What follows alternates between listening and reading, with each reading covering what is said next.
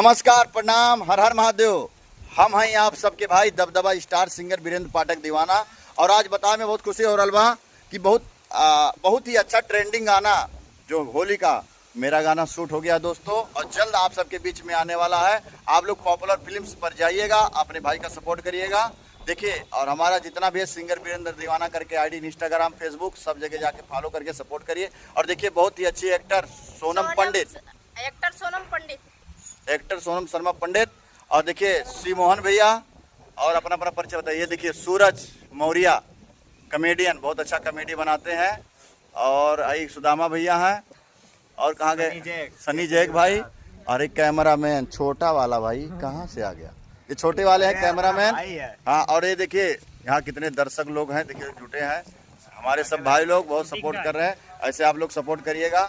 और देखिए, हाँ, शूटिंग देखने आए हैं और जल्द गाना आप सबको मिलेगा। आप सब लोग अपने भाई को ऐसे आशीर्वाद बना रहिए और सपोर्ट करिए। चलिए, बुरा न मानो, होली है, जोगीरा सारा रारा, जोगीरा सारा रारा, जोगीरा सारा रारा।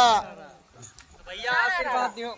हाँ चलो, तो भैया आशीर्वाद दियो, हाथ जोड़ के रिक्वेस्ट है आप सभी से। भैया दवाई के गनवा पे हैं, आशीर्वाद दियो। चाप के रील बनाओ, चाप के रील बनाओ भैया।